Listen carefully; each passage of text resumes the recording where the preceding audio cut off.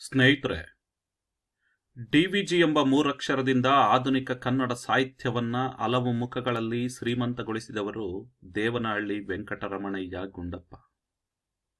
ಇವರ ಕಗ್ಗಗಳು ಜೀವನದ ಆಳವಾದ ಪ್ರಶ್ನೆಗಳನ್ನು, ಅಂತಿಮ ಸತ್ಯವನ್ನ ಪ್ರಶ್ನಿಸುತ್ತವೆ ಮತ್ತು ಸಂಕೀರ್ಣ ಜಗತ್ತಿನಲ್ಲಿ ಸಮತೋಲಿತ ಜೀವನವನ್ನು ನಡೆಸಲು ಮಾರ್ಗದರ್ಶನ ನೀಡುತ್ತವೆ. ಆದ್ದರಿಂದ ನಾವು ಈ ಕಗ್ಗಗಳನ್ನು ತಿಳಿದುಕೊಳ್ಳಲೇಬೇಕು. ಅಂತಹ ಒಂದು ಕಗ್ಗ ಧರ್ಮ ಎಲ್ಲಿದೆ. ಮಂಕುತಿಮ್ಮನ ಕಗ್ಗದ ಧರ್ಮ ಎಲ್ಲಿದೆ ಎಂಬ ಶೀರ್ಷಿಕೆಯು ಯಾವುದೇ ನಿರ್ದಿಷ್ಟ ಧರ್ಮದ ಬಗ್ಗೆ ಮಾತನಾಡುವುದಿಲ್ಲ. ಬದಲಾಗಿ ಜೀವನದ ಸಾರ್ವತ್ರಿಕ ನೈತಿಕ ಮೌಲ್ಯಗಳು, ಮಾನವ ಸಂಬಂಧಗಳು ಮತ್ತು ಸೌಹಾರ್ದತೆಯ ಆಳವಾದ ವಿಷಯಗಳನ್ನು ಚರ್ಚಿಸುತ್ತದೆ. ಈ ಕಗ್ಗವು ಯಾವುದೇ ನಿರ್ದಿಷ್ಟ ಧರ್ಮಕ್ಕೆ ಸೀಮಿತವಾಗಿಲ್ಲದೆ ಎಲ್ಲ ಜನರಿಗೂ ಅನ್ವಯಿಸುವಂತೆ ಜೀವನದ ಸತ್ಯಗಳನ್ನು ಉದಾಹರಣೆಗಳ ಸಹಿತ ವಿವರಿಸುತ್ತದೆ.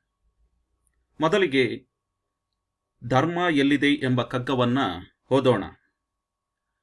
ನರರ ಭಯ ಬಯಕೆಗಳೇ ಸುರರ ತಾಯಿ ತಂದೆಗಳು, ಸುರರಟ್ಟ ಹಾಸದಿನೇ ನರಭಕ್ತಿಯೊರಲು, ಪರಕಿಸುವರೇ ನವರ್ಗಳ ನೋನ್ಯ ಶಕ್ತಿಗಳ ಧರ್ಮವೆಲ್ಲಿದರಲ್ಲಿ ಮಂಕುತಿಮ್ಮ. ಇದರ ಸಾರಾಂಶವೇನೆಂದರೆ, ಮಾನವರಿಗೆ ದೇವತೆಗಳ ಬಗೆಗಿರುವ ಭಯ, ಆಸೆಗಳೇ ತಾಯಿ ತಂದೆಗಳಿರಬಹುದೇ? ಇಲ್ಲವೇ ಆ ದೇವತೆಗಳ ಮೆರೆದಾಟವೇ ಮಾನವರ ಭಕ್ತಿಗೆ ಮೂಲವೋ? ನರಸುರರಲ್ಲಿರುವ ಶಕ್ತಿಗಳನ್ನು ಪರೀಕ್ಷಿಸುವರಾರು? ಅಂತಾದರೆ ಈ ಧರ್ಮಕ್ಕೆ ನೆಲೆ ಎಲ್ಲಿದೆ ಎಂಬುದಾಗಿ ಡಿವಿಜಿಯವರು ಪ್ರಶ್ನಿಸಿದ್ದಾರೆ.